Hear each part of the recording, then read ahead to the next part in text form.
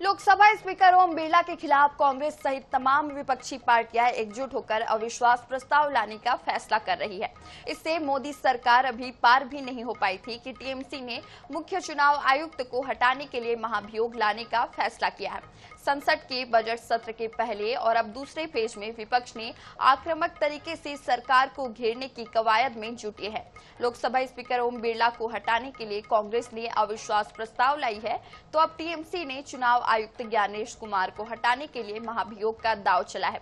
इस तरह विपक्षी दल फ्रंट फुट पर उतरकर सरकार को बैक फुट पर लाने का दांव चल रही है। विपक्ष ने मोदी सरकार को घेरने के लिए अविश्वास प्रस्ताव और महाभियोग को सियासी हथियार के तौर पर इस्तेमाल कर रही है। स्पीकर के खिलाफ अविश्वास प्रस्ताव और मुख्य चुनाव आयुक्त ज्ञानेश कुमार के खिलाफ महाभियोग लाने के पीछे विपक्ष की रणनीति कहीं न कहीं सरकार को बैकफुट पर लाने की है। विपक्ष अपने दाव में फिलहाल कामयाब होता दिख रहा है, क्योंकि सरकार फिलहाल बैकफुट पर खड़ी नजर आ रही है।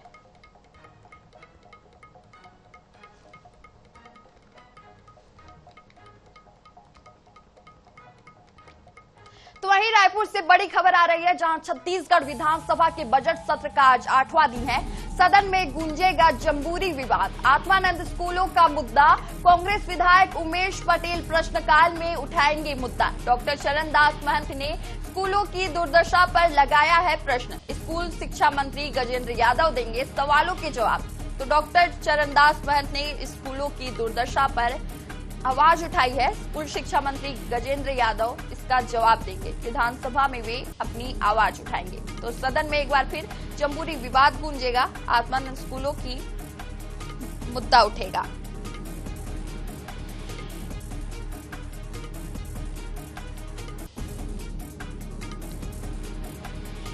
तो छत्तीसगढ़ विधानसभा के बजट सत्र का आज 8वां दिन है और सदन में जम्बूरी विवाद, आत्मानंद स्कूलों का मुद्दा उठेगा। कांग्रेस विधायक उमेश पटेल ये मुद्दा उठाएंगे। डॉक्टर चरणदास महंत ने स्कूलों की दुर्दशा पर लगाया है आरोप और स्कूल शिक्षा मंत्री गजेंद्र यादव इसका जवाब देंगे। तो विधानसभा के बजट सत्र का आज 8वां दिन है और आज जम्बूरी विवाद और आत्मानंद स्कूलों का मुद्दा उठेगा। कांग्रेस विधायक उमेश पटेल प्रश्नकाल में सवाल उठाएंगे।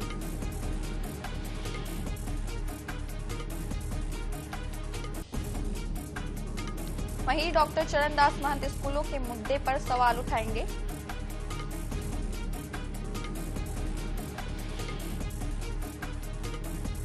तो छत्तीसगढ़ विधानसभा का आज 8वां दिन है और इस पर स्कूल शिक्षा मंत्री गजेंद्र यादव स्कूलों के मुद्दों पर जो सवाल उठाए जाएंगे उस पर जवाब देंगे। तो इस खबर में ज्यादा जानकारी के साथ हमारे रायपुर से संवाददाता मोनिका दुबे जी जुड़ चुकी है। मोनिका, बताइए किस तरह से आज विधानसभा में प्रश्नोत्तरी होगा और आज स्कूलों का मुद्दा और जम्बूरी विवाद की चर्चा काफी तेज होगी, तो इस खबर पे क्या ज्यादा जानकारी है आपके पास? जी बिल्कुल, देखिए छत्तीसगढ़ विधानसभा बजट सत्र का आज 8वां दिन है, बेहद ही खास, बेहद ही अहम। और आज डिप्टी सीएम अरुण साव, मंत्री गजेंद्र यादव, लखनलाल देवांगन सभी प्रश्नों का जवाब जो है वो देंगे। मंत्री श्याम बिहारी जायसवाल, लखनलाल देवांगन और लक्ष्मी राजवाड़े पत्रों को पटल पर रखेंगे, जहां एक और आयुष्मान कार्ड को लेकर विधायक कविता प्राण लहरे स्वास्थ्य मंत्री का ध्यान आकर्षण करेंगी। वहीं रासायनिक अपशिष्टों पदार्थों का जो मुद्दा है वो आज सदन में गूंजता हुआ नजर आएगा। काफी ज्यादा गहमा गहमी का माहौल भी इस मामले को लेकर हो सकता है। एक और विधायक अनुज शर्मा पर्यावरण मंत्री ओपी चौधरी का ध्यान आकर्षित करेंगे और विधायक लखेश्वर बघेल, हर्षिता बघेल जो है याचिकाओं की प्रस्तुति करेंगे। लक्ष्मी राजवाड़े, ओपी चौधरी और रामविचार नेताम के अनुदान मांगों पर चर्चा होगी। यानी कि कुल मिलाकर कुछ जो मंत्री हैं प्रदेश के वो सभी प्रश्नों के जवाब देंगे। यानी कि प्रश्नकाल में सदन में एक और हंगामे के भी पूरे आसार नजर आ रहे हैं। वहीं दूसरी ओर जो ध्यान आकर्षण का भी जो मामला है वो आज सदन में गूंजेगा। जी बहुत शुक्रिया मोनिका आपका तमाम जानकारी के लिए। तो तो वहीं दुर्ग में अफीम के खेती का खुलासा हुआ था। इसके बाद मंगलवार को बलरामपुर में भी अफीम की खेती का मामला सामने आया है। धान का कटोरा कहे जाने वाले छत्तीसगढ़ में अफीम की अवैध खेती होना बेहद चिंता का मुद्दा है। अफीम की अवैध खेती बेहद सुनियोजित तरीके से की जा रही थी। कुल मिलाकर कह सकते हैं कि अफीम की अवैध खेती के खिलाफ ठोस और सख्त कार्रवाई लगातार होनी चाहिए।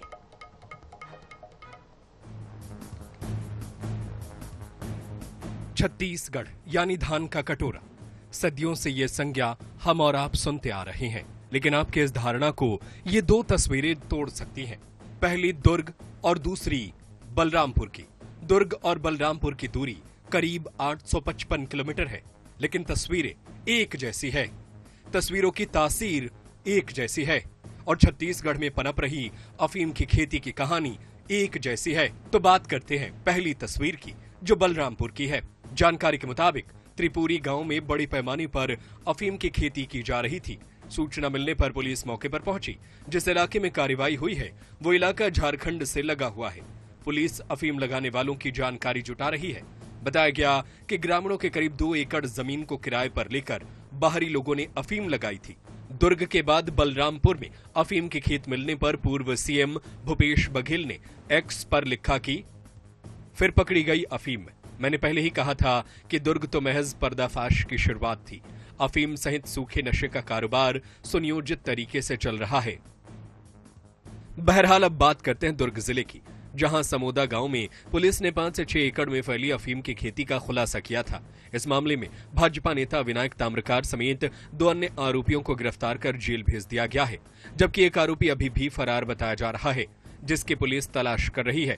वहीं प्रशासन की टीम अफीम के पौधों को बुलडोजर और जेसीबी की मदद से नष्ट कर रही है। अफीम की फसल की कीमत करोड़ों रुपए बताई जा रही है। भाजपा से जुड़े हुए नेता, उनके जो साथ में डॉक्टर ताम्रकार है, उनके नाम पे जमीन है। अब जांच की जा रही है कि इसमें जमीन किसका है, खेती कौन कर रहा था। कुछ राजस्थान के लोगों का नाम आ रहा था कि इतने बड़े स्तर पे इस किनारे खेती की जा रही है, तो लोगों को पता कैसे नहीं चला, कब से खेती की जा रही है, ये जांच की जा रही है। यहाँ पर मेरी साहब हैं एसडीएम, उनकी अगुवाई में जांच चल रही है। मणिशंकर चंद्रा साहब हैं एएसपी, वो जांच कर रहे हैं। अब आगे इस मामले में क्या खुलासा देखने वाली बात होगी, लेकिन बड़े स्तर पर कार्रवाई तो यहाँ पर चल रही है, ये कहा जा सकता है। वहीं मंगलवार को इस मामले को लेकर कांग्रेस ने भाजपा पर जमकर हमला बोला।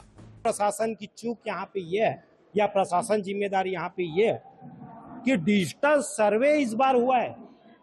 गिदावरी हर साल होता है, पटवारी आरआई और जो एग्रीकल्चर अधिकारी जो ग्रामीण रहता है वो सर्वे करता है। डिजिटल सर्वे में तो एक दिन का आ जाता है। इतना बड़ा 10 एकड़ का अफीम का खेती इनको पता नहीं चला, तो प्रशासन की चूक है। तो सुना आपने, कांग्रेस कितने गंभीर आरोप लगा रही है। वहीं बीजेपी का कहना है कि अफीम मामले में जो भी दोषी होगा उसके खिलाफ कड़ी से कड़ी कार्रवाई की जाएगी। नशे के सौदागरों के खिलाफ, नशे के व्यापारियों के खिलाफ लगातार कार्रवाइयां हो रही हैं। और तमाम ये जो बातें हैं, जैसे दुर्ग की घटना ले लीजिए, जैसा कि मेरे को एक्चुअल जानकारी नहीं, लेकिन बताया जा रहा है कई सालों से चल रहा था, लेकिन जैसे ही जानकारी मिली है त्वरित कार्रवाई की गई है। बलरामपुर में जानकारी मिली, चूंकि अब एक जगह की जानकारी मिल गई है तो प्रशासन एकदम अलर्ट मोड में आ गया है कि हर जगह हम जानकारी लें। कहीं भी इस टाइप का अगर कोई खेती हो रहा हो या कोई भी ऐसी गतिविधियां हो रही है तो उनके ऊपर कार्रवाई हो। बहरहाल आपको बता दें कि ग्राम समोदा में अफीम खेती का यह मामला अब विधानसभा तक पहुंच चुका है और इस पर राजनीतिक बयानबाजी लगातार तेज होती जा रही है। दुर्ग से आनंद नारायण ओझा के साथ प्रदीप और बलरामपुर से कृष्ण कुमार यादव की रिपोर्ट। तो वहीं छत्तीसगढ़ विधानसभा के बजट सत्र के दौरान सदन में धान के मुद्दे पर जोरदार हंगामा देखने को मिला। विपक्ष ने आरोप लगाया कि प्रदेश के कई खरीदी केंद्रों और गोदामों में रखा किसानों का धान चूहों ने खा लिया। इससे किसानों से जुड़ा गंभीर मामला बताते हुए विपक्ष ने सदन में तत्काल चर्चा की मांग की, लेकिन स्थगन प्रस्ताव खारिज होने के बाद विपक्षी विधायक भड़क गए। सदन के गर्भगृह तक पहुंचकर सरकार के खिलाफ जोरदार नारेबाजी करने लगे। देखिए रिपोर्ट।